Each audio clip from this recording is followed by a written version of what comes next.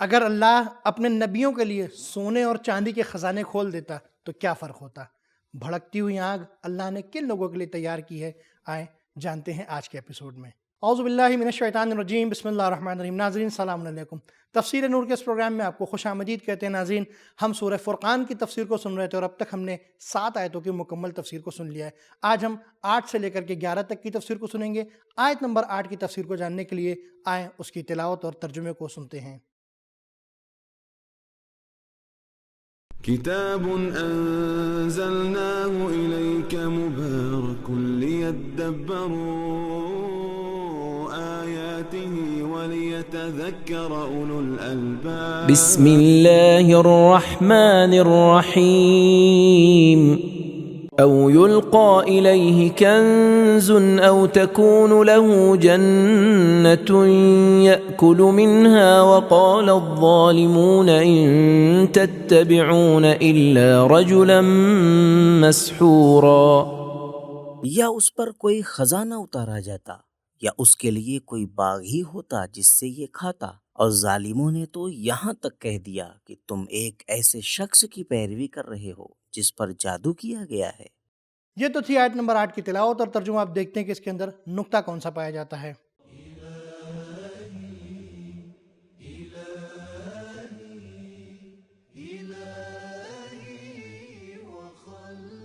پچھلی آیت میں کفار کو توقع تھی کہ پیغمبر کو جسمانی ضرورت نہیں ہونی چاہیے کہ کھانا کھائے اور لوگوں کی ضرورت پوری کرنے کے لیے ان کے بیچ جائے۔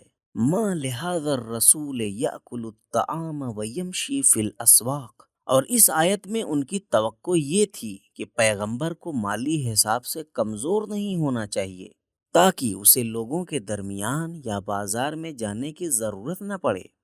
او تلقى الیہ کنز او تکون لہ جنہ، لیکن وہ اس سے غافل ہیں کہ اس طرح کی خودکفائی اچھی بات نہیں ہے، کیونکہ ایک مالدار اور آسائش میں رہنے والا شخص زحمت کش لوگوں کی کیسے رہنمائی کر سکتا ہے۔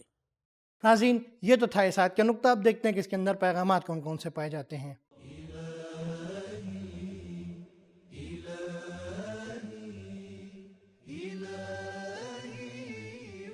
نمبر 1، مادی لوگ پیغمبروں کو بھی مادی نظر سے ہی دیکھتے ہیں۔ نمبر 2، انبیاء کے کام میں بہانہ بازی ظلم ہے۔ نمبر 3، دشمن اور مخالف ہر لمحہ بہانہ بناتے ہیں، اور ادھر کوئی بہانہ ناکام ہوا ادھر پھر سے نیا بہانہ تیار۔ یاکل یمشی لولا انزل الیہ او یلقى الیہ کنز۔ نمبر 4، انبیاء کے مخالفوں نے کبھی انہیں جادوگر کہا تو کبھی کہا کہ ان پر جادو کر دیا گیا ہے۔ رجلا مسحورا۔ ناظرین، یہاں پر ہماری آیت نمبر 8 کی تفسیر مکمل ہو جاتی ہے۔ اب اگلی آیت کی تفسیر جاننے کے لیے، یعنی آیت نمبر 9 کی تفسیر جاننے کے لیے آئیں اس کی تلاوت اور ترجمے کو سنتے ہیں۔ انظر كيف ضربوا لك الأمثال فضلوا فلا يستطيعون سبيلا۔ دیکھیے یہ لوگ آپ کے متعلق کیسی کیسی کٹ حجتیاں باتیں کرتے ہیں، سو وہ گمراہ ہو گئے ہیں، سو اب وہ راہ نہیں پا سکتے۔ یہ تو تھی آیت نمبر 9 کی تلاوت اور ترجمہ۔ اب گزشتہ آیت کی طرح اس میں بھی ایک مین پوائنٹ، ایک نکتہ پایا جاتا ہے۔ دیکھتے ہیں وہ کیا ہے۔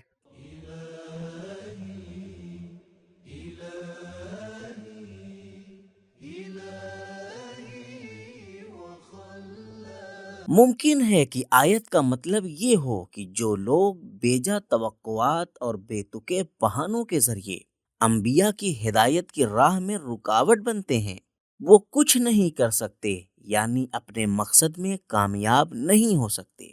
ناظرین، کیا ایسا ممکن ہے کہ کوئی انسان کبھی قرآن پڑھے اور اس کو کوئی پیغام نہ ملے؟ دیکھتے ہیں کہ اس آیت میں کون سا پیغام ہے۔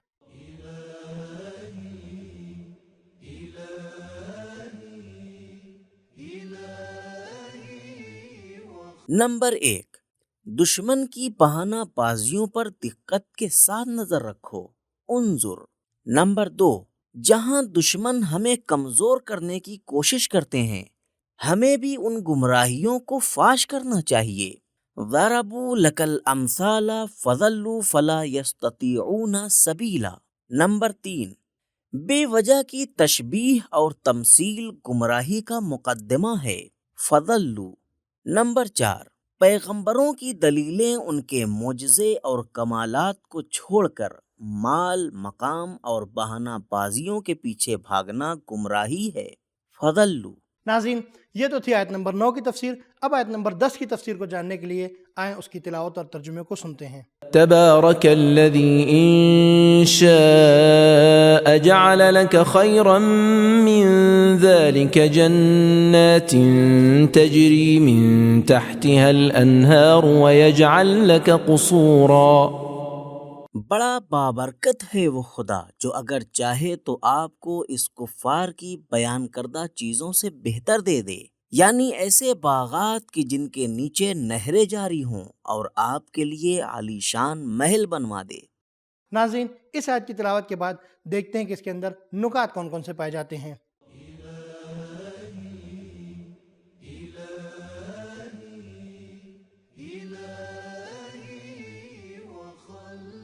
پچھلی آیت میں بیان کیا گیا کہ کفار پیغمبر اکرم صلی اللہ علیہ وآلہ وسلم سے خزانے اور باغات کی توقع باندھے بیٹھے تھے۔ یہ آیت بیان کر رہی ہے کہ اگر خدا چاہے تو ایک باغ کی جگہ کئی باغ پیغمبر اکرم کو عطا کر سکتا ہے۔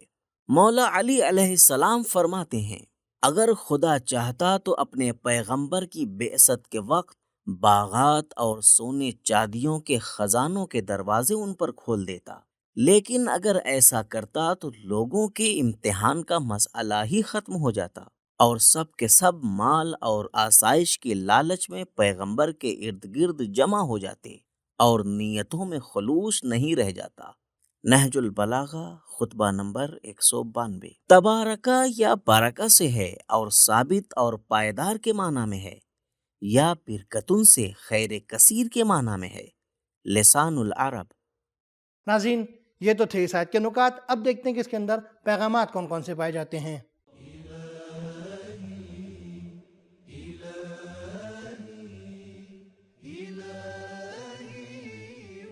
نمبر 1، اللہ کا وجود ثابت ہے اور برکتوں کا سرچشمہ ہے۔ نمبر 2، پرہیزگاری اور سادگی انبیاء کو زیب دیتی ہے اور محلوں کی زندگی انبیاء کی شان اور ان کے منصب کے خلاف ہے۔ نمبر 3، تنگ دستی اور مالداری سب خدا کے ہاتھ میں ہے۔ نمبر 4، اللہ کے ارادے اور اس کی منشا انجام ہو کے رہتے ہیں۔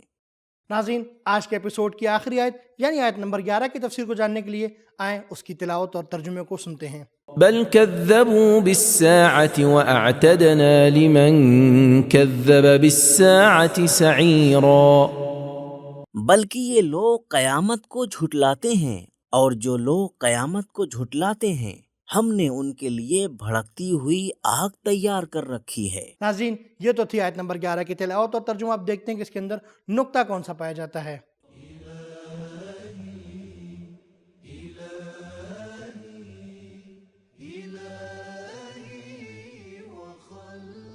سعیر یعنی جلتی اور بھڑکتی ہوئی آگ۔ ناظرین، یہ تھا آیت نمبر 11 کا نقطہ۔ اب دیکھتے ہیں کہ اس کے اندر پیغامات کون کون سے پائے جاتے ہیں۔